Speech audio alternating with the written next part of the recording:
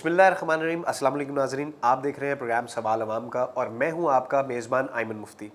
ناظرین, کسی بھی ملک کی ترقی کے لیے سب سے ضروری یہ ہے کہ وہ اپنی پروڈکشن کیا کرتا ہے, اپنے ملک میں کیا کیا چیزیں بناتا ہے اور پھر اس کو باہر کی دنیا میں بیچتا ہے, جس سے ذرائع مبادلہ بھی بہت زیادہ آتا ہے. پاکستان میں پروڈکشن لیول جو ہے وہ دن بدن نیچے گرتا جا رہا ہے اور ہماری ایکسپورٹ جو ہے وہ زیرو ہوتی جا رہی ہے. جس ملک میں پروڈکشن زیادہ ہوتی ہے اس میں انڈسٹریاں بھی زیادہ لگتی ہیں, اور جب انڈسٹری لگتی ہے تو پھر نوکری بھی آتی ہے. یعنی یہ ایک پوری چین ہے جس سے پورے ملک میں جو ہے وہ خوشحالی آتی ہے.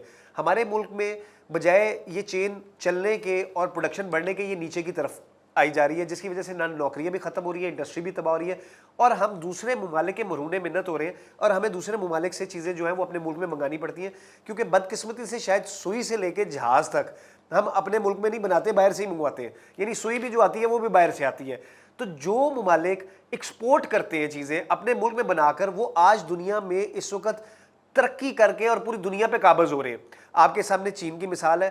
چین پوری دنیا کو سپلائی دیتا ہے اور اس وقت سپلائی لائن کا ایک سب سے بڑا ملک بن چکا ہے, جو پوری دنیا اس کی مرہون منت ہو گئی ہے. آج جو شخصیت ہمارے ساتھ موجود ہے, انہوں نے اپنی ساری زندگی پاکستان میں بزنس کو فروغ کرنے اور اس کی پروڈکشن اور ایکسپورٹ کو فروغ کرنے کے لیے گزار دی. اس کے علاوہ یہ انہوں نے ایک سیاسی پارٹی PMLF اس کو بھی جوائن کیا. ہمارے ساتھ موجود ہیں ظفر محمود صاحب, جو PMLF کے جو ہیں وہ سیکٹری ہیں, پاکستان PMLF کے سیکٹری ہیں پاکستان کے, اور اس کے علاوہ انہوں نے چیمبر آف کامرس میں اپنی بے تحاشا خدمات جو ہیں وہ انجام دی, اور ان کا ٹارگٹ یہ ہے کہ یہ دعویٰ کرتے ہیں کہ یہ $100 بلین تک کی ایکسپورٹ کریں گے پاکستان کے لیے. دیکھتے ہیں, بہت سارے لوگ ہیں جو باتیں کرتے ہیں, دیکھتے ہیں یہ کس طرح کریں گے. آئیے ان سے بات کرتے ہیں. جی السلام علیکم ظفر صاحب, بہت شکریہ اپنا وقت دینے کے لیے. ظفر صاحب, مجھے یہ بتائیے کہ ایک ملک کی ترقی کے لیے ایکسپورٹ کتنی امپورٹنٹ ہے؟ احمد صاحب بہت شکریہ جی, آپ کی محبت کا آپ نے بلایا. آپ کا یہ سوال ہے, اس میں یہ ایسے ہی ہے کہ جس طرح زندہ رہنے کے لیے سانس لینا ضروری ہے, جس طرح زندہ رہنے کے لیے کھانا کھانا ضروری ہے, اسی طرح ملک کی کسی بھی ملک کی اکانومی کے لیے ایکسپورٹ بہت ضروری ہے. ایکسپورٹ کے بغیر وہی حال ہوتا ہے جو آپ کا کھانا کھائے بغیر آپ کا ہوگا, اس ملک کا وہ حال ہوتا ہے. تو اس لیے ایکسپورٹ جو ہے وہ ریڑھ کی ہڈی ہے. ایکسپورٹ کے بغیر کوئی ملک ترقی نہیں کر سکتا, اور پاکستان کا واحد ترقی کا ایک زینہ جو ہے وہ صرف ایکسپورٹ ہے. اچھا محمود صاحب, مجھے یہ بتائیے کہ آپ نے بہت ساری اپنی زندگی کا عرصہ اس چیز میں گزارا کہ کسی طریقے سے ایکسپورٹ بڑھائی جائے, کسی طریقے سے آپ جو ہے ایکسپورٹ کریں. آپ کے پاس کیا پلان ہے, اور پاکستان آج تک ایکسپورٹ کرنے میں اور اپنی انڈسٹری لگانے میں کیوں ناکام ہے؟ سر, اس میں 2-3 چیزیں ہیں. پہلی چیز تو میں انڈسٹری کے اوپر آپ کی بات ہے, میں اس پہ جانا چاہوں گا کہ پاکستان میں کوئی اسٹریٹجی, کوئی کنٹینیوٹی کسی پالیسی میں نہیں رہی. جو بھی حکومت آتی ہے وہ یوں سمجھیں کہ ڈنگ پو پالیسی بناتی ہے. آج تک آنے والی تمام حکومتوں سمیت, اس حکومت سمیت, کوئی بھی حکومت کوئی انڈسٹریل پالیسی نہیں دے سکی, کوئی ایکسپورٹ پالیسی نہیں دے سکی, کوئی ایکسپورٹ بورڈز نہیں بنا سکی. پاکستان کی کسی بھی گورنمنٹ کی ایکسپورٹ کے اندر جو پارٹیسپیشن ہے وہ زیرو رہی ہے. جتنی ایکسپورٹ آپ دیکھ رہے ہیں نا اس وقت, تو 23-24 بلین ایکسپورٹ ہے, 24 پوائنٹ سمتھنگ ہے اس وقت, یا 20 سے ہو کے اوپر آئی ہے. وہ 100% بزنس کمیونٹی کی اپنی ایفرٹ ہے. گورنمنٹ کی اس میں زیرو پارٹیسپیشن ہے. دنیا کی دوسری حکومتوں میں دیکھیں آپ, جو ڈیولپ کنٹری ہیں جنہوں نے ایکسپورٹ بڑھائی ہے, اس میں مور دین 50% پارٹیسپیشن ان کی حکومتوں کی ہے. مجھے بتائیے کہ جو ایکسپورٹ, جو انڈسٹریلسٹ ہیں, ان کی ایک اپنی یونین بھی ہوتی ہوگی, ان کے اپنے سارے جو ہیں معاملات وہ کرتے ہوں گے. کیا وہ کسی بھی لیول پہ گورنمنٹ کے ساتھ بیٹھ کے کوئی ایسے فارمولاز نہیں بنا سکتے, یا کتنا کہ انہوں نے گورنمنٹ کو پرسو کیا ہے؟ کیا اس میں تمام تر غلطی جو ہے وہ گورنمنٹ لیول پر ہے؟ جی بے شک جی, اس میں بہت زیادہ پرسو کیا ہے. میں پرسنلی پچھلی جو گورنمنٹ تھی اس میں نے پرسنل جا کے ریکویسٹیں کی کہ بورڈ بنائیں, افریقہ کے اوپر فوکس کریں, پرپوزلز دی بے شمار, بہت کام کیا. میں نے کم از کم 4 سال مسلسل, یہ دہشت گردی سے پہلے 2010, 11, 12, 13, 14 تک میں نے افریقہ شو کرائے لاہور کے اندر. اس وقت پاکستان کی جو ٹوٹل ایکسپورٹ تھی وہ تقریباً انڈر 3% تھی. اس کے بعد الحمدللہ 7.8% تک چلی گئی ہے. ہم نے اس پہ ایفرٹ کی, ڈیلیگیشن ترتیب دیے, 40 ملک میں نے پھرے ہیں, بے شمار ڈیلیگیشن میں افریقہ لے کے گیا ہوں, اور پاکستان کی ایکسپورٹ بڑھی ہے. میں چونکہ پریزیڈنٹ پاکستان افریقہ بزنس ایسوسی ایشن کا, میں پورے پاکستان کے 70 لوگوں کا ڈیلیگیشن لے کے جاتا رہا ہوں. گورنمنٹ کی پارٹیسپیشن زیرو رہی ہے سارے کاموں میں. افریقہ ایک ایسی مارکیٹ ہے, دیکھیے جی 1.3 بلین پاپولیشن ہے وہاں پہ, اتنا بڑا کنزیومر مارکیٹ ہے آپ کے پاس, اور اس کو آپ فوکس نہیں کر رہے ہیں. وہاں پاکستان کی ایک ایسی, پاکستان دنیا میں 54th 55th نمبر پہ ہے جو افریقہ کو ایکسپورٹ کرتا ہے. $1.5 بلین کی ٹوٹل ایکسپورٹ ہے پاکستان کی ٹوٹل. مجھے صرف یہ بتائیں, پاکستان اس وقت بنا کیا رہا ہے جس کو آپ ایکسپورٹ کو پروموٹ کرنا چاہ رہے ہیں؟ اگر میں دیکھتا ہوں تو آ کے ہم زرعی ملک ہیں, ہمارے پاس زرعی چیزیں, اور اس میں بھی جب ہم بات کرتے ہیں تو شوگر کی بات کرتے ہیں تو شوگر مافیا آ جاتا ہے, اس میں جو ہے جتنی انڈسٹریز ہیں وہ ساری, باقی آپ کی جو چاول ہے, چینی ہے, یہ ساری چیزیں ہمارے پاس یہ رہ گئی. باقی انڈسٹری آپ نے کون سی دیکھی ہے؟ کپڑے کی انڈسٹری آپ کی ختم ہو رہی ہے, ہر چیز آپ کی بند ہو رہی ہے, تو آپ نے ایکسپورٹ کیا کرنا ہے؟ نہیں سر, اس وقت اسٹریس میں ہیں ساری چیزیں, لیکن پھر بھی 50% سے زیادہ جو ایکسپورٹ ہے وہ ٹیکسٹائل کی ہے پاکستان سے. 13 بلین سے زیادہ ایکسپورٹ ٹیکسٹائل سیکٹر کی ہے. اس میں حالانکہ پاکستان میں ایک سوچی سمجھی پلاننگ کے تحت کاٹن کو ختم کیا جا رہا ہے اور گنے کو بڑھایا جا رہا ہے. گنا چونکہ ایک لیڈ کلاس کی ریکوائرمنٹ ہے, اور پاکستان میں دنیا میں سب سے مہنگی چینی پاکستان میں ہے. اچھا, دنیا میں سب سے مہنگی چینی پاکستان میں ہے, حالانکہ پاکستان خود بناتا ہے. اور پاکستان میں جو سرپلس چینی ہوتی ہے تو بدقسمتی یہ ہے کہ گورنمنٹ پیسے دیتی ہے کہ اس کو باہر بھیجیں, اور گورنمنٹ سبسیڈائز کرتی ہے ایکسپورٹ کے اوپر. اتنی عجیب پالیسی ہے. خیر, ہم اس پہ, ہمارا مقصد نہیں ہے بات کرنا. میں یہ چاہتا ہوں کہ آپ کو یہ بتاؤں کہ دنیا کی مور دین 50% پاپولیشن صرف ایشیا میں ہے, اور دنیا کی 1.3 بلین پاپولیشن افریقہ میں ہے, جس میں کوئی 61 ممالک ہیں, 55 ممالک ان کے ایک ایسوسیشن کے ممبر ہیں, اور وہاں پاکستان کی 54 نمبر پہ ایکسپورٹ ہے 1.57 بلین اونلی, جبکہ وہاں پہ انڈیا کی ایکسپورٹ $25 بلین ہے. دنیا میں 5ویں نمبر پہ انڈیا ایکسپورٹ کرتا ہے ان کو. ہماری ٹوٹل ایکسپورٹ سے بھی زیادہ ان کی صرف افریقہ کو ایکسپورٹ ہے. مجھے صرف یہ بات بتائیے کہ یہاں پہ پاکستان اس وقت جن چیزوں کو ایکسپورٹ کر رہا ہے ان میں سر فہرست کون سی چیزیں ہیں؟ دیکھیں جی, اس میں ٹیکسٹائل ہے, جی, اس میں نیچرل ریسورسز میں یہ رائس ہے, فارماسوٹیکل ہے, مشینری ہے, ایگریکلچر مشینری ہے, امپلیمنٹس جاتے ہیں. اس کے علاوہ ان کے افریقہ ایک ایسی مارکیٹ ہے احمد صاحب کہ وہاں پہ مٹی بھی آپ کی جاتی ہے. افریقہ کے 61 ممالک میں سے صرف 15-16 ملک ہیں جن کے پاس کچھ بنانے کو چیزیں ہیں, ادروائز وہ ہر چیز امپورٹ کرتے ہیں, وہ ساری امپورٹ بیس اکانومی ہے. مجھے یہ بتائیے کہ ہم اس وقت پوری دنیا میں, باقی دنیا میں ایکسپورٹ کتنی کر رہے ہیں؟ دیکھیں جی, پاکستان کی جو ایکسپورٹ ہے اس میں سے 13 بلین سے زیادہ کی ایکسپورٹ صرف ہماری ٹیکسٹائل کی ہے. اس کے علاوہ ہمارا رائس کی اچھی ایکسپورٹ ہے, فارماسوٹیکل کی ایکسپورٹ ہے, افغانستان بھی ایک ایکسپورٹ میں آتا ہے, اس پہ بھی مارکیٹ ہے ہماری, سمگل بھی ہوتی ہیں چیزیں.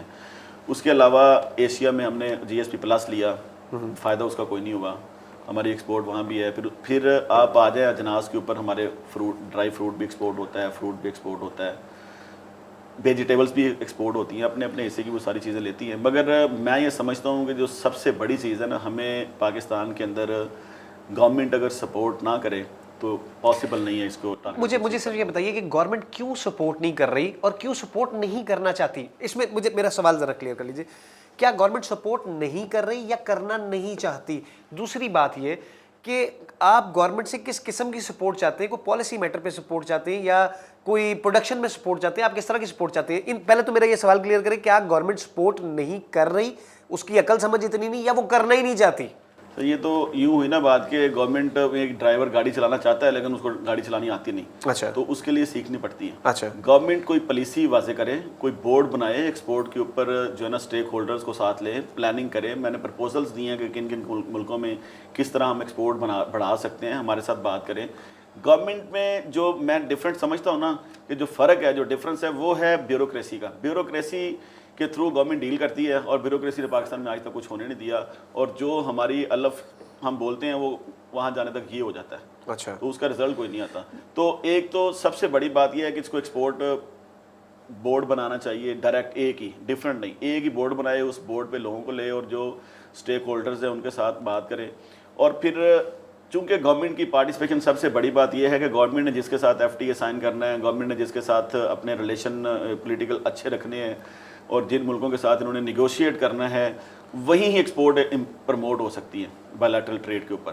تو گورنمنٹ اس لیول پہ اگر کہیں پولیٹیکلی ڈیل کر رہی ہے تو اس نے اپنے بزنس کو نہیں رکھا آگے. اور گورنمنٹ اس وقت کون ہیڈ کر رہا ہے گورنمنٹ کی طرف سے ایکسپورٹ کو, کون دیکھ رہا ہے؟ لیکن یہ ایکسپورٹ اوریجنلی تو آتی ہے کامرس منسٹری کے اندر, اور کامرس منسٹری کو ہیڈ کر رہے ہیں رزاق داؤد صاحب. رزاق داؤد صاحب ایک اس سینیریو کے آدمی ہیں جو چھوٹے ایکسپورٹر کو, چھوٹے بزنس مین کو فوکس نہیں کرتے. ان کی اپنی ترجیحات ہیں, میرے خیال میں ان کی ترجیحات اس طرف کی ہیں ہی نہیں. کہ جی وہ اس کو پروموٹ کریں اور اس کے اوپر گراس روٹ لیول پہ ورکنگ کر کے رزلٹ اورینٹڈ قسم کی ان کی جو چیزیں ہیں وہ نہیں آ رہی. میں اس پروگرام کے توسل سے کیا ہم یہ ٹارگٹ رکھ سکتے ہیں کہ اگر ہم آج کی ایکسپورٹ دیکھ لیں اور آج سے 2 سال بعد ہم دیکھیں کہ ہماری ایکسپورٹ کدھر گئی ہے, تو ان کا ٹارگٹ ہم یہی دیکھیں کہ ان کی پروگرس کیا ہے, کہ آج 24 بلین تھی تو اگر میں سمجھتا ہوں کہ وہ 50 بلین تک لے کے جائیں تو وہ کامیاب آدمی ہے, یا چلے کو 30 35 40 بلین تک لے, بجائے اس کے کہ یہ نیچے کی طرف آنی شروع ہو جائے.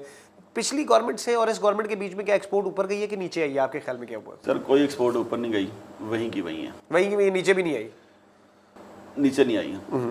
انفیکٹ ایکسپورٹ اوپر جا ہی نہیں سکتی یہ حکومت, اگلے 2 سال میں بھی 25 بلین سے اوپر ایکسپورٹ نہیں لے کے جا سکتی جو ان کی پالیسیاں ہیں اس کی روشنی میں.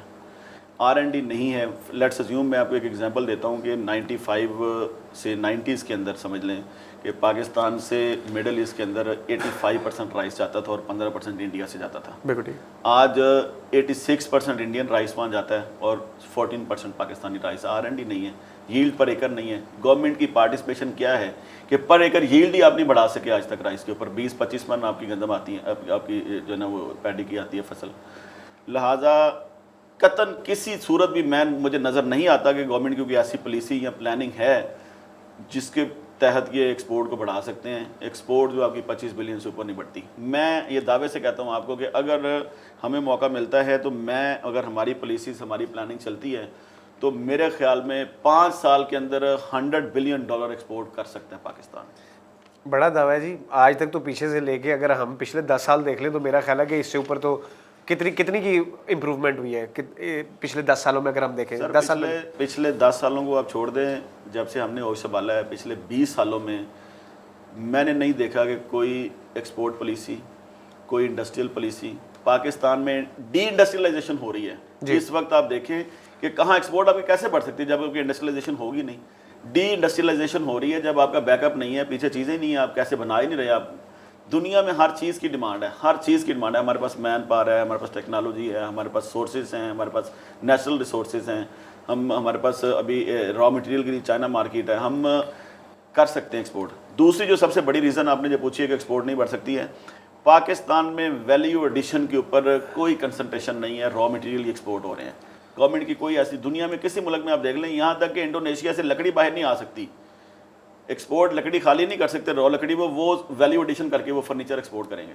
تو پوری دنیا میں ویلیو ایڈیشن کا کانسیپٹ چل رہا ہے. ہمارے یہاں نہیں, ہمارے یہاں را مٹیریل نمک ہے تو وہ ہم انڈیا کو دے رہے ہیں, ہم ہر چیز را یعنی وہ کہتے ہیں کچھ نہ کچھ آپ اس کا یہاں پہ لیبر جو ہے یا کوئی انڈسٹری لگ کے ہی جائے, جو بھی چیز ہے وہ نہ جائے. آپ کا کیا خیال ہے کہ اس سارے معاملے میں کیا گورنمنٹ کو جو برآمدات ہیں ان کی وہ بند کر دینی چاہیے یا ان پہ ٹیکس لگانے؟ جیسے گاڑیوں پہ انہوں نے 200% ٹیکس لگایا ہوا کہ جی امپورٹڈ گاڑی, تو جب انہوں نے گاڑیوں پہ ٹیکس لگایا تو یہاں پہ جو لوکل کار مارکیٹ ہے وہی مافیا بن گئی ہے, انہوں نے گاڑیوں کی قیمتیں اس طرح کر دی ہیں. تو کیا اس کو بیلنس کس طرح کیا جائے؟ سر ہر چیز پہ ٹیکس لگایا. ابھی جو ایکسپورٹ تھی نا, وہ جو ابھی یہ دعویٰ کرتے ہیں کہ جی ہماری اکانومی بہتر ہو رہی ہے, بیسیکلی ایکسپورٹ ڈکریز ہو گئی ہے. اچھا. اور الحمدللہ گورنمنٹ کی اس پالیسی کے تحت انہوں نے بہت زیادہ ڈیوٹیز لگا دی ہیں اور ایکسپورٹ کو ڈکریز کرنے کی کوشش کی ہے, تو اسمگلنگ بڑھ گئی ہے. اچھا. اس وقت اسمگلنگ میرا خیال ہے کہ پچھلی حکومت کے پورے دور میں اتنی اسمگلنگ نہیں تھی جتنی اب ہو رہی ہے. تو ایکسپورٹ روکنے سے گورنمنٹ کو کیا فائدہ ہے؟ وہ کیوں اس طرح کی؟ آپ نہیں, امپورٹ کی میں بات کر رہا ہوں. اب امپورٹ گورنمنٹ نے اس لیے روکا کہ وہ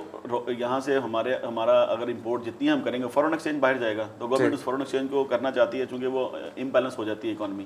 اب گورنمنٹ چاہ رہی ہے چونکہ ہماری ایکسپورٹ 25 بلین ہے اور ہماری ایکچوئل اگر امپورٹ دیکھی جائے تو وہ 60 بلین سے زیادہ ہے.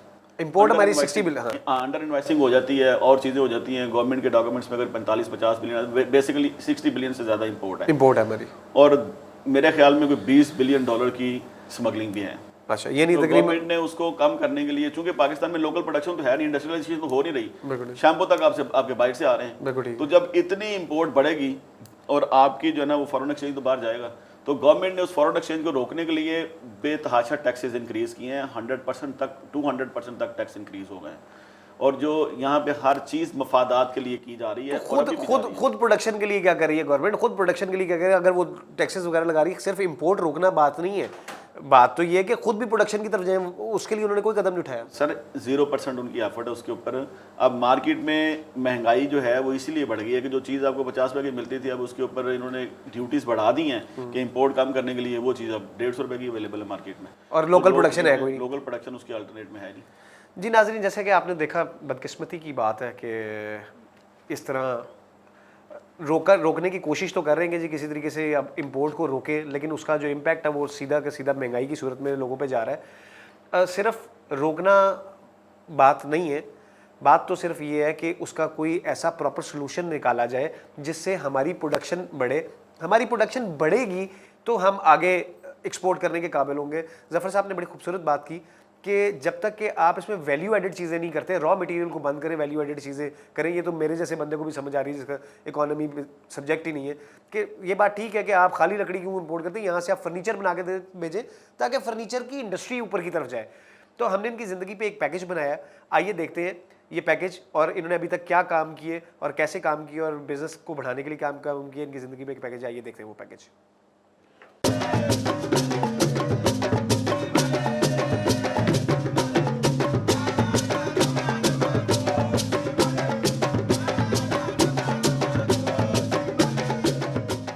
نہ تو زمین کے لیے ہے نہ آسمان کے لیے، جہاں ہے تیرے لیے تو نہیں جہاں کے لیے. بزنس کمیونٹی کے افق کا ستارہ ظفر محمود. آپ نے چیمبر آف کامرس میں نمایاں خدمات سر انجام دی. آپ نے امپورٹ اور ایکسپورٹ کے لیے حکومتی سطح پر آواز اٹھائی. 40 ممالک میں پاکستان کی نمائندگی کی. آپ نے پاکستان مسلم لیگ فنکشنل کے جوائنٹ سیکرٹری کی حیثیت سے بہت نمایاں کارکردگی سر انجام دی. افریقہ میں ایکسپورٹ کے حوالے سے سیمینار بھی منعقد کروایا. ساؤتھ افریقہ میں 25 سالہ تاریخ میں پہلی مرتبہ Pakistan South Africa trade and investment seminar میں پاکستان کے مختلف محکمہ جات سے 30 سے زیادہ اعلیٰ افسران نے شرکت کی. اس سیمینار کے انعقاد کے بعد ساؤتھ افریقہ میں موجود پاکستانی تاجروں اور صنعت کاروں نے اہم کردار ادا کیا. پہلی مرتبہ دونوں ممالک کے chambers of commerce and industry, وزارت کامرس اینڈ ٹریڈ ڈیولپمنٹ اور دیگر تجارتی اداروں کے اعلیٰ حکام نے بھی شرکت کی اور دونوں ممالک کے درمیان تجارتی تعلقات کے فروغ اور اپنی مصنوعات کو ایک دوسرے ممالک میں ایکسپورٹ امپورٹ کے بارے میں تفصیلات کا جائزہ بھی لیا، جبکہ MOU پر دستخط کیے. ظفر محمود نے کہا دونوں ممالک کے درمیان تجارت کو فروغ دینے کے وسیع مواقع موجود ہیں. پاکستان کی ٹیکسٹائل، ایگریکلچر، اسپورٹس، معدنی وسائل اور IT کی مصنوعات کی ساؤتھ افریقہ میں ضرورت ہے. یہ پاکستان اور ساؤتھ افریقہ کے درمیان تجارت کو فروغ دینے کے لیے پل کا کام انجام دے گا. ٹیم سوال عوام کے ساتھ طاہرہ منور. جی ناظرین، آپ نے دیکھا کہ ظفر صاحب نے اپنی زندگی کا زیادہ تر جو وقت گزارا وہ پاکستان کو ریپرزینٹ کیا ڈفرینٹ ممالک میں، ڈفرینٹ جگہوں پر، اور ان کی آج بھی یہی خواہش ہے کہ کسی طریقے سے پاکستان جو ہے وہ پروڈکشن کنٹری بن جائے اور یہاں سے ایکسپورٹ ہو. اس کا ایک فائدہ نہیں، اس کے بہت سارے فائدے ہیں. تو ظفر صاحب مجھے ایک بات بتائیے گا کہ آپ نے جتنا بھی اس کو کرنے کی کوشش کی کہ جی آپ اس کو کریں، آپ کو سب سے بہتر کیا لگا کہ پاکستان کے پاس ایسی کیا چیز ہے جس کو پاکستان اس وقت ایکسپورٹ کر سکتا ہے؟ پروڈکشن تو چلے چھوڑے، اس وقت ہمارے پاس ایسی کیا چیز ہے جس میں بہت سی چیزیں دیکھیں جی. ٹیکسٹائل سیکٹر ہے ہمارے پاس، فارماسیوٹیکل سیکٹر ہے، ایگریکلچر مشینری اینڈ اکوپمنٹس ہیں، ٹھیک ہے جی. آپ کا لیدر سیکٹر ہے، آپ کے شوز ہیں، آپ کی اچھا لیدر. آپ کے بات کرنے سے مجھے یاد ہے کسی زمانے میں ہمارا لیدر جو ایکسپورٹ کوالٹی تھی یا لیدر تھا وہ تو بہت زبردست تھا. کیا آج بھی اس کی یہی حالت ہے کہ آج بھی زبردست ہے؟ لیکن پوری دنیا میں لیدر کے اوپر سلمپ ہے. آرٹیفیشل لیدر نے اس کی جگہ لے لی ہے اور اس وجہ سے لیدر پوری دنیا میں اس وقت ڈاؤن فال ہے اور پوری دنیا میں اس کی جو ہے نا وہ ڈیمانڈ کم ہوئی ہوئی ہے. لیکن پھر بھی ہمارے ہاں آج بھی اچھی کوالٹی میں لیدر اویلیبل ہے اور پھر بھی اس کی جو پروڈکٹس ہیں، آپ کے ہینڈ بیگ ہیں، لیڈیز بیگ ہیں، وہ سارے بنتے ہیں. پھر اور بے شمار گلوز ہیں اور بے شمار چیزیں جو ایکسپورٹ ہو رہی ہیں اس کی جو ہمارے پاس ہیں. تو یہ ساری چیزیں وہ ہیں، بے شمار چیزیں ہیں اس کے علاوہ بھی جو یہاں سے ایکسپورٹ ہو رہی ہیں اور ہو سکتی ہیں، لیکن اس کو پروموٹ نہیں کیا جا رہا. مثلاً اب رائس کو لے لیں آپ، جس طرح میں نے ابھی آپ کو تھوڑی دیر پہلے بتایا ہے کہ پاکستان کے رائس کی آج سے 20-25 سال پہلے کیا ویلیو ہوتی تھی اور آج کیا ورتھ ہے. آج سے 40-50 سال پہلے جتنی ییلڈ پر ایکڑ تھی نا، 50 سال کے بعد بھی اتنی ییلڈ پر ایکڑ ہے. کسی حکومت نے کوئی کام نہیں کیا. تو کیسے آپ دنیا کا مقابلہ کر سکتے ہیں؟ آپ کی پاپولیشن اس سے 3 گنا بڑھ گئی ہے اور آپ کی ییلڈ اتنی کی اتنی ہے. تو کیا R&D ہے؟ کیا حکومت کی پارٹیسپیشن ہے؟ بالکل ٹھیک. ناظرین، بدقسمتی ہے کہ حکومت اس لیول پہ نہ سوچ رہی نہ کام کر رہی ہے. جس بھی حکومت سے بات کریں گے وہ کہیں گے جی پچھلوں نے یہ کر دیا، اب ہمیں تو ابھی اتنی دیر ہوئی ہے، اور جب یہ چلے جائیں گے تو اگلے آنے والے کہیں گے پچھلوں نے یہ کر دیا. تو آج آگے ہر چیز جو ہے وہ مچھلوں پہ پڑتی ہے. میں نے تو ابھی آپ سے ظفر صاحب سے سارا کچھ پوچھا جو انہوں نے زندگی میں کس طرح ایکسپورٹ کے لیے کام کیا اور وہ کس طرح کام کر لیا. آئیے دیکھتے ہیں کہ آپ نے ان سے کیا سوال کیے, پھر ان سے آپ کے سوالوں کا جواب لیتے ہیں. آئیے دیکھتے ہیں. میرا سوال ظفر محمود صاحب سے یہ ہے کہ آپ نے تجارت میں ساری زندگی افریقہ کی نمائندگی ہی کیوں کی؟ جی ناظرین, بڑا خوبصورت سوال ہے جی. ہم نے جتنی بھی ان کی زندگی پہ سرچ کیا ہے, انہوں نے افریقہ کو بہت ٹارگٹ کیا ہے. حالانکہ سوچ میں آتا ہے کہ افریقہ جیسا ملک جو پسماندہ ملک ہے, وہاں پہ سارے افریقہ جیسا خطہ جہاں پہ سارے ملک جو ہے پسماندہ ہیں, لوگ ایکسپورٹ کی بات کرتے ہیں, یورپ کی بات کرتے ہیں, امریکہ کی بات کرتے ہیں, یو کے کی بات کرتے ہیں, لوگ ادھر کی بات کرتے ہیں. میری بھی سمجھ سے باہر ہے کہ ظفر صاحب نے افریقہ کے اوپر ساری زندگی گزار دی اور افریقہ پہ کہتے ہیں. آئیے ان سے پوچھتے ہیں, آپ ہی کا سوال ہے, ان سے ان کا جواب لیتے ہیں. ظفر صاحب, افریقہ میں ایسی کیا چیز, کون سے سونے پڑے ہوئے جدھر آپ کہتے ہیں, اور کون سے ڈالرز پڑے ہوئے جو آپ کہتے ہیں ہم وہاں پہ ایکسپورٹ کریں؟ جی دیکھیے جی, میں آپ کو تھوڑا سا افریقہ کا بتا دیتا ہوں. افریقہ میں 61 کنٹریز ہیں اور ان کی ایک ایسوسیشن ہے جو افریقہ کی ان کی دنیا کی دوسری بڑی یونین ہے کنٹریز کی, افریقہ یونین اس کو بولتے ہیں. اس کے 55 ممبرس ہیں ملک. دنیا کا 80% سونا صرف افریقہ میں ہے. اچھا. دنیا کا اس وقت 50% جو آئل ہے وہ افریقہ میں ہے. اچھا. افریقہ کی سب سے بڑی جو ایکسپورٹ ہے وہ منرلز ہیں. 43% آف دیئر ٹوٹل ایکسپورٹ جو ہے نا وہ منرل ہے افریقہ کی. افریقہ کے 1.3 بلین پاپولیشن ہے. اچھا. اور ان ایکسپلورڈ خطہ ہے. وہاں پہ اتنی بڑی مارکیٹ ہے, اتنی بڑی مارکیٹ ہے. نہ وہاں پہ آپ کو ISO سرٹیفکیشن چاہیے, نہ آپ کو کسی قسم کی کوئی سرٹیفکیشن اور سٹینڈرڈز چاہیے. آپ جو آپ کے پاس ہے نا, جو آپ بنا رہے ہیں, آپ افریقہ میں ایکسپورٹ کر سکتے ہیں. صرف ایک ایشو ہے وہاں سے پیمنٹس کا, وہ بھی گورنمنٹ اگر سپورٹ کرے تو ہم ارینج کر سکتے ہیں. ہم نے کیا بھی ہے, کئی لوگوں کو سپورٹ کر رہے ہیں. تو اتنی بڑی 1.3 بلین پاپولیشن اور اتنی بڑی مارکیٹ ہے, آپ اندازہ نہیں کر سکتے. صرف چائنا کی وہاں پہ $91 بلین کی ایکسپورٹ ہے. اچھا ظفر صاحب, مجھے اس وقت بریک لینی ہے, واپس اسی سوال پر آؤں گا. ناظرین, ظفر صاحب کے مطابق افریقہ بہت بڑی مارکیٹ ہے. ان سے اس کا جغرافیہ بھی پوچھیں گے, ان سے یہ پوچھیں گے کہ ان کے پاس اور کیا پلانز ہیں افریقہ کو لے کے, اور یہ کیوں افریقہ کو اتنا پروموٹ کرتے ہیں. ایک بریک کے بعد میرے ساتھ رہیے گا, ایک بریک کے بعد آتے ہیں اور ان سے اس کا جواب لیتے ہیں.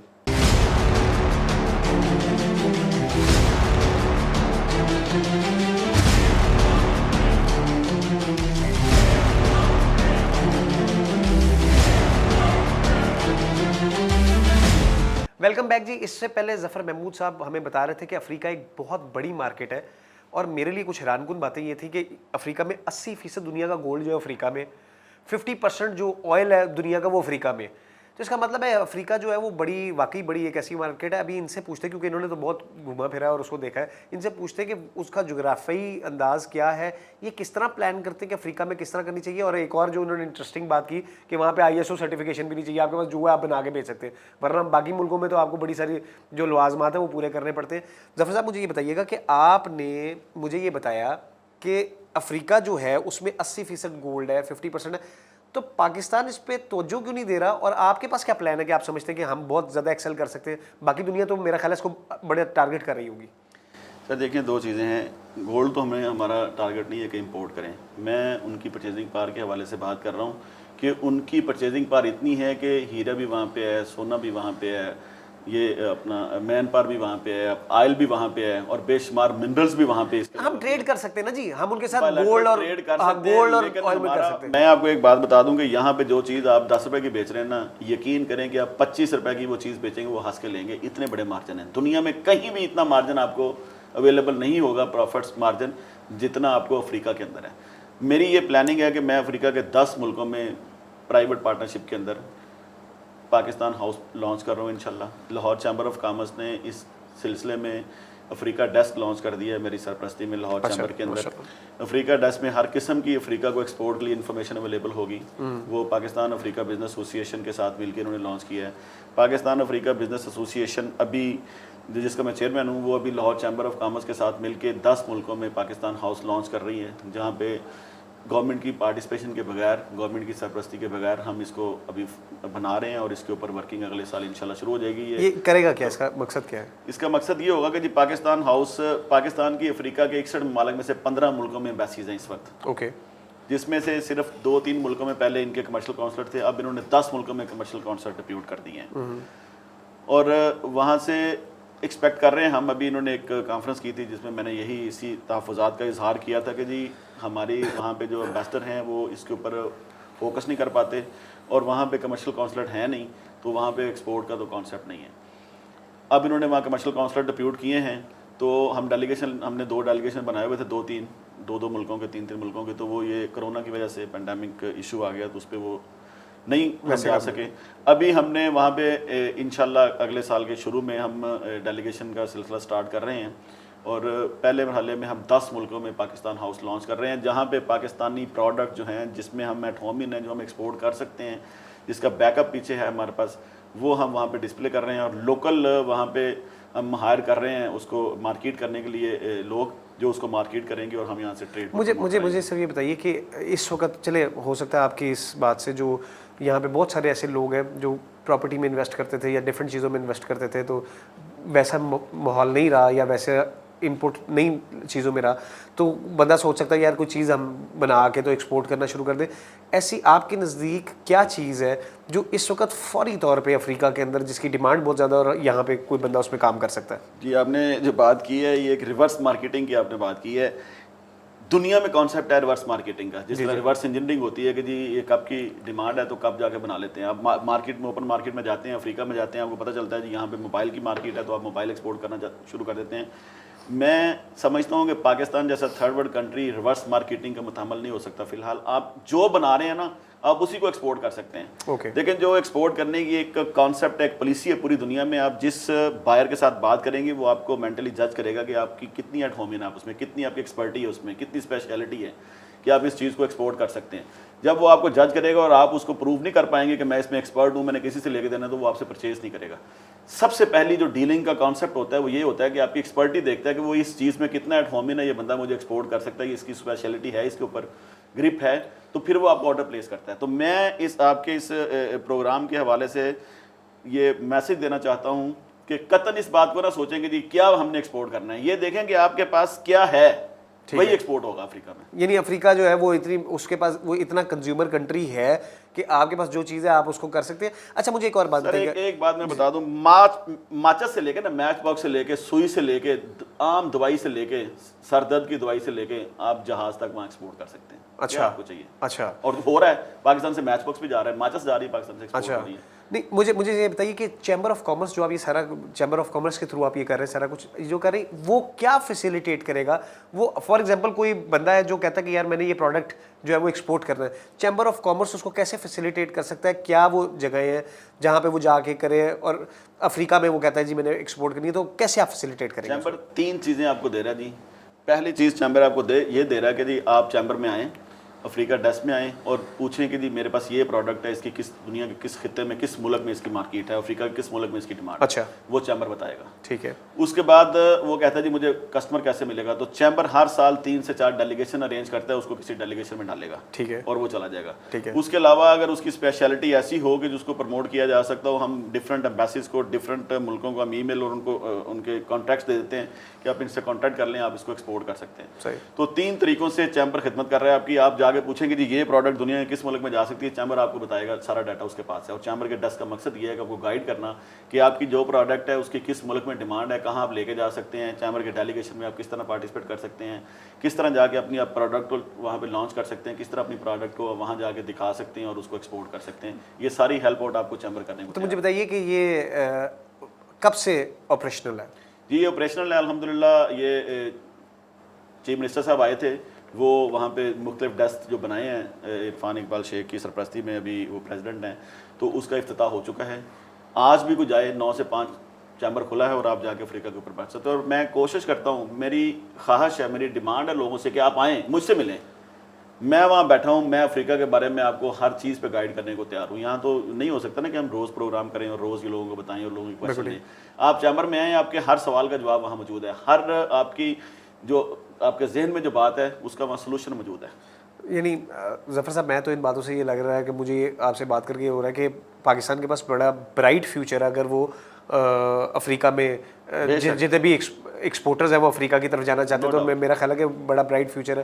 ناظرین آپ نے دیکھا کہ یہ جو بار بار ظفر صاحب اپنی ساری زندگی میں افریقہ کو پروموٹ کرنے کی بات کرتے ہیں یا ایکسپورٹ کو پروموٹ کرنے کی بات کرتے ہیں، تو اس کے پیچھے کوئی لاجک اور کچھ پلان بھی ہے اور اس کے لیے وہ ورکنگ بھی کر رہے ہیں. میرے لیے بڑی امیزنگ بات ہے کہ کوئی بندہ اس حد تک کام کر رہا ہے کہ انہوں نے وہاں پہ ڈیسک بھی بنا دیا اور افریقہ میں کرنا بھی چاہ رہے ہیں. اور افریقہ ایک بہت اسٹرانگ مارکیٹ ہے, کنزیومر مارکیٹ ہے, جس کے اندر آپ اپنی پروڈکٹس کو وہاں پہ بھیج سکتے ہیں. تو ضرور یہاں پہ جانا چاہیے جتنے ایکسپورٹرز ہیں یا جو بھی پروڈیوس کرتے ہیں پروڈکشن والے, ان کو اس آسپیکٹ کو ضرور دیکھنا چاہیے. آئیے دیکھتے ہیں آپ نے ان سے دوسرا سوال کیا کیا اور ان سے اس کا جواب لیتے ہیں. آئیے دیکھتے ہیں.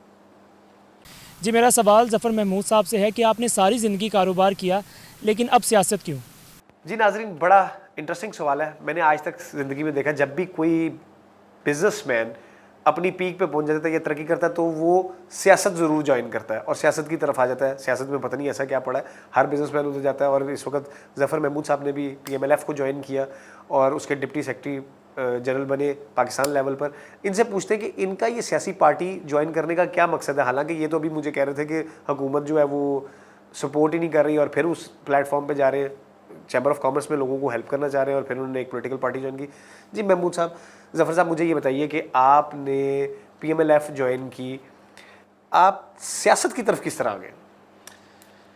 جی سیاست کی طرف آنے کا مقصد یہ ہے کہ میں پچھلے 15 سال سے تغدو کر رہا ہوں افریقہ کے لیے, کوشش کر رہا ہوں. ہر حکومت میں میں گیا ہوں, ہر حکومت میں جا کے میں نے پلاننگ دی ہے, میں نے اپنی پرپوزلز دی ہیں, میں نے کوشش کی ہے, لیکن کہیں بھی سنوائی نہیں ہوئی. اب جو ہو رہا ہے حکومت میں وہ بتانے کی ضرورت نہیں ہے, آپ کو بھی پتہ ہے, مجھے بھی پتہ ہے. میں فیوچر کی بات کرتا ہوں, مستقبل کی بات کرتا ہوں. اگر ہم نے اس کو پرموٹ کرنا ہے, اپنے ملک کو بچانا ہے, اپنے ملک کی تجارت بڑھانی ہوگی. اپنے ملک کی تجارت بڑھانی ہے تو ہمیں افریقہ جیسی مارکیٹس کو ایکسپلور کرنا ہوگا. اور ہمیں جو پولیٹکس کا ہے سسٹم کہ ان ساری چیزوں کو امپلیمنٹ کرنے کے لیے میں نے یہ فیصلہ کیا کہ جی کیوں نہ اس کا حصہ بنا جائے کہ آج ہماری آواز نہیں سنی جا رہی ایوانوں میں, تو ان ایوانوں میں جا کے اس آواز کو سب کے کانوں میں ڈالا جائے کہ یہ ہے پاکستان کا مستقبل, اس میں جو ہے نا وہ چھپا ہوا ہے اور اس کو ایکسپلور کریں. تو میں نے یہ فیصلہ کیا کہ میں پولیٹکس میں آؤں.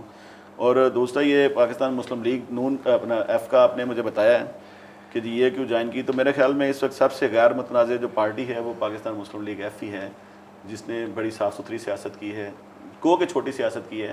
سب سے پہلی جو مسلم لیگ بنی تھی اس کے پیر پگاڑا صاحب سب سے پہلے پریزیڈنٹ تھے اور ان کی بڑی خدمات ہے اس ملک اور اس قوم کے لیے. اور میں سمجھتا ہوں کہ جی مسلم لیگ ایف یا نون یا یہ کچھ بھی نہیں ہے, مسلم لیگ ہے اور وہ اصل مسلم لیگ جو ہے وہ مسلم لیگ ایف ہی ہے. میں نے اس لیے مسلم لیگ ایف کو جوائن کیا ہے کہ مسلم لیگ ایف سب سے غیر متنازع پارٹی ہے, سب سے پرانی اور محنت کرنے والی پارٹی ہے. اور ان کے پاس جتنے بھی لوگ ہیں کہ تھوڑے ہیں لیکن وہ بڑے ڈیڈیکیٹڈ اور بہت ہی سفسٹیکیٹڈ اپروچ کے مالک ہیں. اور میرا خیال ہے کہ ریولوشن کے لیے حجم کی ضرورت نہیں ہوتی, چند لوگ ہی ہونے چاہیے جو اچھے فیصلے کریں اور جو ملک اور قوم کے لیے بہتر خدمات دے سکیں. تو میں نے اس ٹیم کا حصہ بننا پسند کیا, میں نے اس پہ ترجیح دی کہ میں اس ٹیم کا حصہ بنوں جہاں میری آواز سنی جائے, جہاں میری آواز کے اوپر عمل کرنے کے لیے جو ہے نا وہ فورس ہو, اور جہاں پہ اس آواز کو عمل کر کے اس کے نتیجے میں عوام کو بہتر طرز زندگی میسر ہو. تو میں نے اس لیے مجھے صرف یہ بتائیے کہ اس پلیٹ فارم سے موجودہ حکومت میں آپ کو کیا فائدہ ہوا؟ ویسے تو یہ رولنگ پارٹی کا ہی حصہ ہے اس وقت, PMLF جو ہے ان کے ساتھ الحاق میں ہے, اور آپ کی کیا اس پلیٹ فارم سے آپ نے کوئی آواز پہنچائی, کسی نے آپ کو سنا یا آپ کو کوئی فائدہ ہوا اس سے؟ یہ آپ کا بڑا مشکل سے سوال ہے کہ اس وقت جو گورنمنٹ کے ایوانوں میں ہم نے آواز پہنچائی ہے, لیکن میں نے 2 مہینوں میں اس کو جوائن کیا ہے اور میرے جوائن ہونے سے پہلے جو گورنمنٹ کی پالیسیاں اور پلاننگیں چل رہی ہیں وہ میری آواز پہ نہیں بدل رہی ہیں, نہ بدلنی ہے. میری آواز انشاءاللہ میں نے مستقبل پہ نظر, ہماری پارٹی کا منشور بھی ہے کہ مستقبل پہ نظر رکھیں.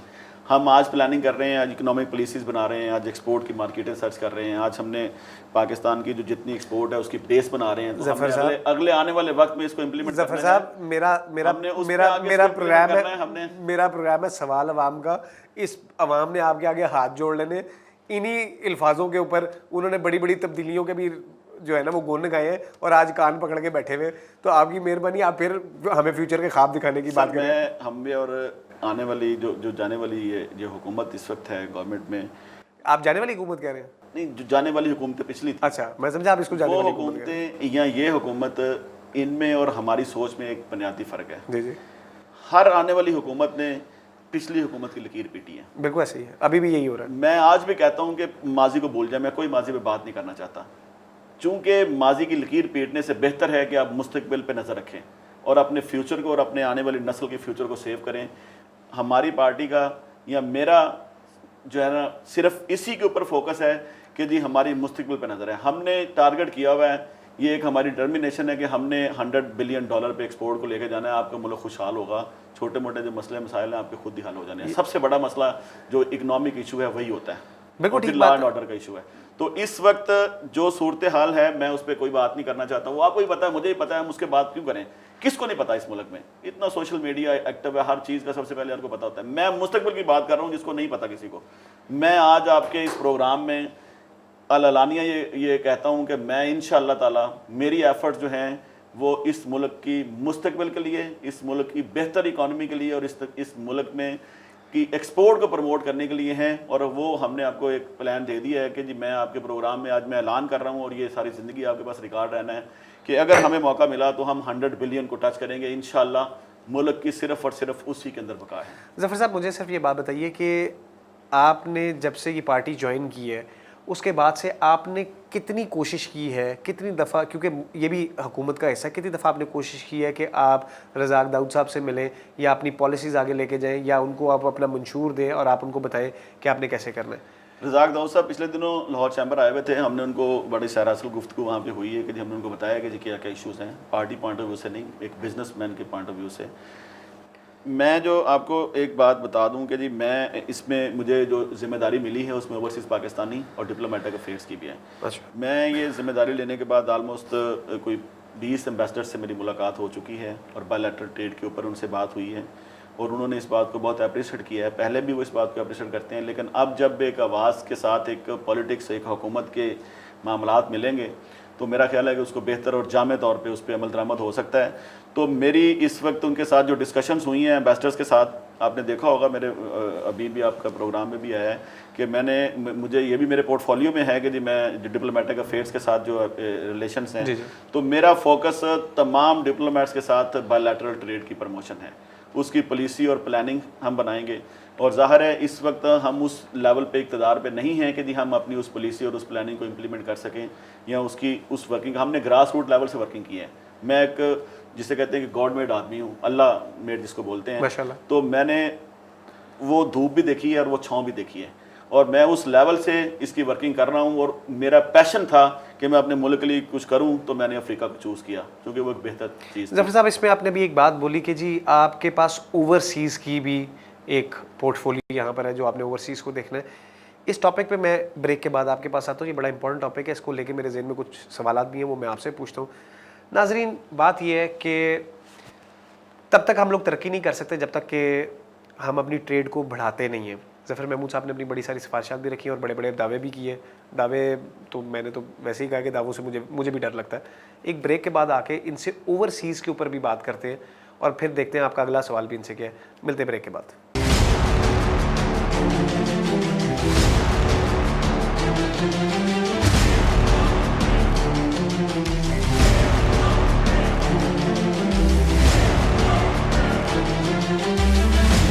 वेलकम बैक जी।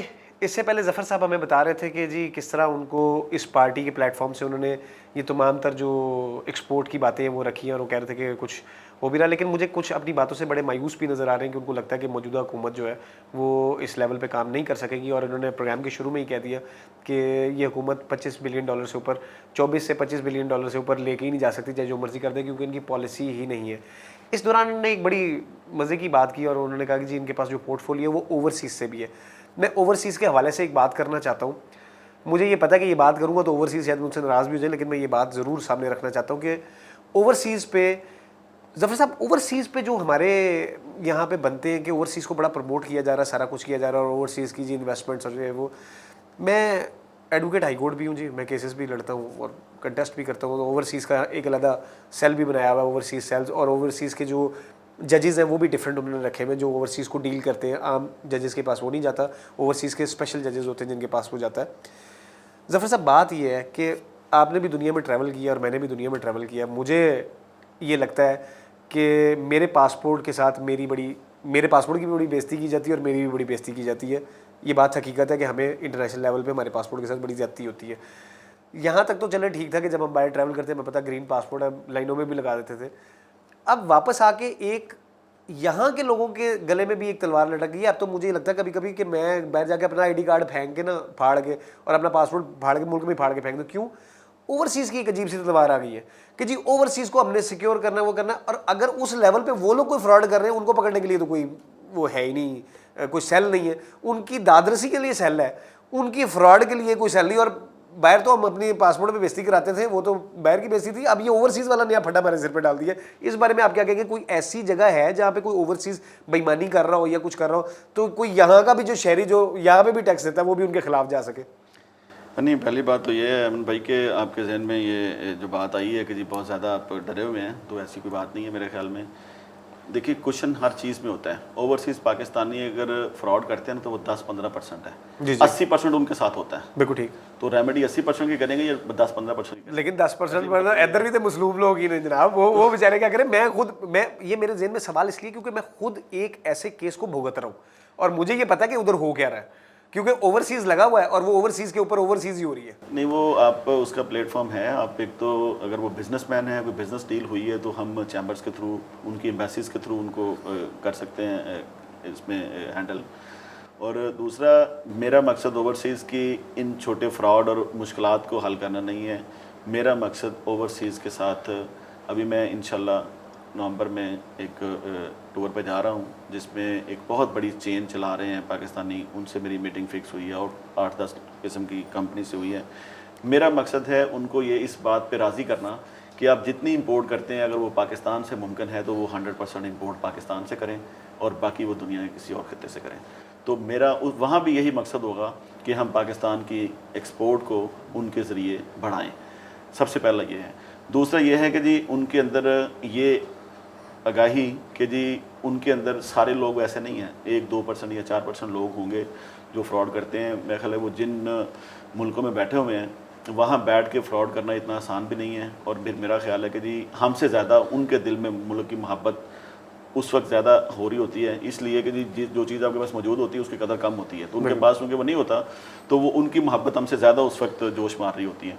तो उनको उनके अंदर जो 1-2% जो ब्लैक शीप्स हैं जो पाकिस्तान में बहुत ज़्यादा हैं, तो उनको भी हैंडल करना। और ऐसे हमारे दुनिया में जो पाकिस्तान के प्लेटफॉर्म बने हुए हैं, एसोसिएशंस बनी हुई हैं, इनकी यूनियंस बनी हुई हैं और पाकिस्तानी कम्युनिटी सेंटर बने हुए हैं, उनके ज़रिए ये रेमेडी हो सकती है। बड़ी स्ट्रॉन्ग कम्युनिटी सेंटर्स हैं पूरी दुनिया में, अफ्रीका में हैं, यूरोप में हैं, इंग्लैंड में हैं, अमेरिका में हैं, जो पाकिस्तानी कम्युनिटी है उनका अपने ग्रुप्स बने हुए हैं। तो अगर वहाँ कोई मेंबर है तो वहाँ पे आपके इशू हैंडल हो सकते हैं अगर आपके साथ किसी ने फ्रॉड किया है। यानी कोई डिफरेंट प्लेटफॉर्म्स हैं जिनके ऊपर, क्योंकि मेरा बेसिक मकसद ये था कि हम ओवरसीज़ को, ठीक है, हमें उनको ज़रूर प्रोटेक्ट भी करना चाहिए और उनको इंपॉर्टेंस भी देनी चाहिए, ज़रिए मुबादला आता है, लेकिन यहाँ पे भी जो लोग रहते हैं अगर उनके साथ कोई ज्यादती हो रही है तो वो भी जायज़ नहीं है। देखो, पूरी दुनिया में ऐसा है जी, 10%, 5%, 2% लोग ऐसे ही हैं जो ज्यादती करते हैं, अपने हों, बेगाने हों, जो भी हों। तो हमने तो 80% को फोकस करना है। तो आपकी बात बिल्कुल बजा है और मैं समझता हूँ उसमें बड़ा वजन है कि जी जो एक बंदा है उसके साथ भी ज्यादती क्यों हो। बिल्कुल ठीक बात। तो उसके लिए प्लेटफॉर्म्स अवेलेबल हैं, गवर्नमेंट भी उस लेवल पे कर सकती है। कोई हाई लेवल पे फ्रॉड मारा है तो उसको इंटरपोल और गवर्नमेंट और इंटीरियर मिनिस्ट्री और सारी चीज़ें भी इन्वॉल्व हो सकती हैं। लेकिन ये आखिरी स्टेज है, उससे पहले वहाँ जो कम्युनिटी सेंटर हैं, वहाँ की जो एसोसिएशंस पाकिस्तान को रिप्रेजेंट करनी है, उनके ज़रिए आपके इशूज़ जो ना वो हैंडल हो सकते हैं। सही। नाज़रीन, ये तो एक सवाल आप लोगों के लिए भी था कि चले दोनों तरफ बैलेंस रखना बड़ा ज़रूरी होता है कि फ़्रॉड चाहे इधर वाले करे, चाहे उधर वाले करे, चाहे ओवरसीज़ करे, चाहे लोकल्स करे, फ्रॉड ही होता है, किसी के साथ ज़्यादती नहीं होनी चाहिए। आइए देखते हैं आपने अगला सवाल जो है वो ज़फ़र साहब से क्या किया, फिर इनसे उनका जवाब लेते हैं। आइए देखते हैं। आप मुस्लिम लीग फंक्शनल का क्या मुस्तकबिल देखते हैं? आपने इसमें ही क्यों शिरकत की? जी नाज़रीन, बात फिर वहीं पर आती है। आप लोगों ने इनसे सवाल किया कि जी PMLF ही क्यों, और दूसरी बात ये कि PMLF का मुस्तकबिल क्या देखते हैं। जहाँ तक मेरी नाकसी इन्फॉर्मेशन का सवाल है, मेरा ख्याल इनके सिर्फ 2 MNAs हैं और 12 MPs हैं पूरे मुल्क में। और अगर इन्होंने ये प्लेटफॉर्म चुना और ये समझते हैं, अभी इनका ये कहना था कि अगर हमें अगली बारी मिली तो मेरा ख्याल है कि ये बड़े होपफुल है कि इनको अगली बारी भी मिल सकती है या ये हुकूमत में भी आ सकते हैं। किस तरह आ सकते हैं, मुस्तकबिल क्या है, आपका सवाल था, इनसे जवाब लेते हैं। जी ज़फ़र साहब बताइएगा। देखिए जी, हर पॉलिटिशियन पूरा उम्मीद होता है कि वो आने वाले वक्त में उनकी पार्टी हुकूमत बनाएगी। इसी तरह मैं भी पूरा उम्मीद हूँ। आपकी पार्टी हुकूमत बनाएगी कि आप पार्टी चेंज करके किसी हुकूमत का हिस्सा बनेंगे? नहीं, हमारी पार्टी। अच्छा, आपकी पार्टी हुकूमत बनाएगी। लेकिन जी 2 चीज़ें हैं। एक तो इस वक्त पाकिस्तान के अंदर जो सिनेरियो है वो मैं जो देख रहा हूँ वो पाकिस्तान की सारी मुस्लिम लीग से इकट्ठी हो रही हैं और एक ही मुस्लिम लीग में देख रहा हूँ इंशाल्लाह अगले इलेक्शन तक। तो ये पाकिस्तान मुस्लिम लीग F जो है मैं तो मुस्लिम लीग टूटते देख रहा हूँ, मुझे तो मुस्लिम लीग वो- नून की जगह शीन भी नजर आ रही है। खानदानी मुस्लिम मुझे लीगें हैं, मुझे तो खानदानी मुस्लिम लीगें हैं वो टूट रही हैं, अच्छा। मुस्लिम लीग नहीं टूट रही। मुस्लिम लीग मुत्तहद हो रही है इंशाल्लाह। अच्छा, जो खानदानी आपकी मुस्लिम लीगें हैं ना कि जी ये शीन ने बना ली, फे ने बना ली, काफ ने बना ली और मीम ने बना ली, तो वो टूट रही हैं। और जो असल मुस्लिम लीग है वो जहाँ से शुरू हुई थी मैं समझता हूँ वहीं आनी चाहिए। और वही एक देखें, ये जो चीज़ होती है ना, ये आपकी एक शख्सियत का हिस्सा होता है कि आप किस तरह उसको देखते हैं, कि आप ज़माने के साथ चलते हैं या आप हक़ाइक़ के साथ चलते हैं। तो जो हकीकत है वो यही है कि मुस्लिम लीग जो थी वो पीर बगाड़ा साहब भी उसके जो बने थे पाकिस्तान में सबसे पहले, उसके बाद जुनेजो साहब ने वो हुआ और वो सारा सिलसिला आपको पता है, ये 65 के बाद 65 से वो चला रहे थे। तो असल मुस्लिम लीग भी वही है। और मैं समझता हूँ कि आज वो वक्त आ गया है कि अगर हमने ज़ात से निकलना है, मुल्क के लिए कुछ करना है, तो हमें मुस्लिम लीगों को इकट्ठा करना पड़ेगा। और मुस्लिम लीगें इकट्ठे होती हैं अगर इंशाअल्लाह, तो फिर मुस्तकबिल में हम ये जो बातें हैं इनको अमल पैरा भी इस पर हो सकते हैं। नहीं होती हैं तो फिर और भी बड़े ऑप्शंस हैं। हमारी पार्टी अलायंस में भी पहले भी हुकूमत में है। मेरा यहाँ पे एक छोटा सा सवाल ये है, क्या आप कह रहे हैं कि जी वो ख़ानदानी मुस्लिम लीग टूट रही है, और काफ का भी जिक्र कर दिया आपने, उसका नून का भी जिक्र कर दिया, जो शीन की आवाज़ चल रही है उसका भी जिक्र कर दिया, पीछे कौन सी मुस्लिम लीग बात जाती है? सर देखिए, मुस्लिम लीग किसी शख्स का नाम नहीं है। मुस्लिम लीग तो कायदे आज़म से स्टार्ट हुई है। जी बिल्कुल। मुस्लिम लीग पाकिस्तान की बुनियादों में है। जी बिल्कुल। पाकिस्तानियों के खून में मुस्लिम लीग है। बिल्कुल। मैं उस मुस्लिम लीग की बात कर रहा बिल्कुल। हूँ जो अवाम के खून में मुस्लिम लीग है। बिल्कुल। और उस मुस्लिम लीग को इत्तेहाद में और मुत्तहद होना चाहिए, उसमें लोगों के नाम उतर जाने चाहिए, वो अवाम की मुस्लिम लीग होनी चाहिए। मैं उस मुस्लिम लीग की बात कर रहा हूँ। मैं उस मुस्लिम लीग की बात कर रहा हूँ जो मुल्क के लिए सोचे। मैं उस मुस्लिम लीग की बात कर रहा हूँ जो इक़्तिदार में आए तो उसको कहना ना पड़े कि $100 बिलियन कैसे एक्सपोर्ट होगी। मैं उस मुस्लिम लीग की बात कर रहा हूँ जिसमें आप और मैं होंगे, जिसमें आवाम होगी। उस मुस्लिम लीग की मैं बात कर रहा हूँ। मैं नामों से के अलावा मुस्लिम लीग की बात कर रहा हूँ। मैं चाहता हूँ कि ये मुस्लिम लीग है ये इन नाम नहाद नामों से आज़ाद हो जाए। ये नहीं आप चाहते कि वो एज ए जमात काम करे, ना कि एज ए नाम काम करे।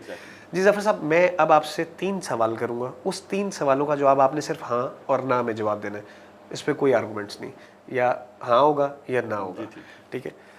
ज़फ़र साहब मुझे ये बताइए कि जो अफ्रीका में आप समझते हैं कि ट्रेड है वो करनी चाहिए, वो सिर्फ आपने एक नैरेटिव बनाया है, इसमें कोई फ़ायदा नहीं है। ये गलत बात है। ये गलत बात है।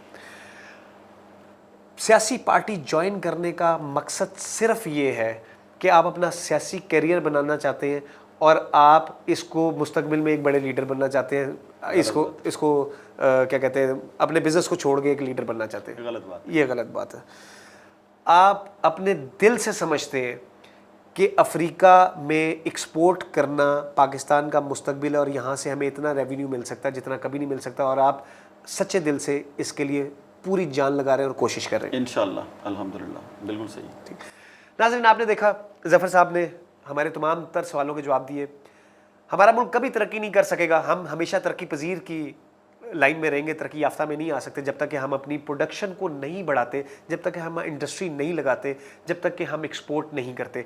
जब इंडस्ट्री लगेगी तब नौकरियां भी निकलेंगी, तब प्रोडक्शन भी होगी, चीज़ें सस्ती भी होंगी, एक्सपोर्ट भी होगी, पाकिस्तान में ज़र मुबादला भी आएगा। हुकूमत को सीरियसली इस टॉपिक पे सोचने की ज़रूरत है और सीरियसली इस पे काम करने की ज़रूरत है। ये नहीं कि सिर्फ मैं ही बता रहा हूँ, हुकूमत को ख़ुद भी पता है, लेकिन पता नहीं क्यों आज तक तमाम लोग इस पे फेल होते आए हैं, बजाय इसके कि वो काम करते, वो लोगों पे जो है वो वज़न डालते हैं कि पिछली हुकूमत ने ये नहीं किया। उम्मीद करते हैं और अल्लाह से दुआ करते हैं कि अल्लाह हुक्मरानों को हिदायत भी दे और हमारे मुल्क को तरक्की भी दे और हमारे मुल्क को में जो प्रोडक्शन है वो लेवल ऊपर भी जाए। जिस तरह ज़फ़र साहब ने कहा कि जी उनका टारगेट है 100 बिलियन, मैं कहता हूँ अल्लाह करे 200 बिलियन तक हम पहुँचे। अगले प्रोग्राम तक के लिए आयमन मुफ्ती को इजाज़त दीजिए। अल्लाह हाफ़िज़।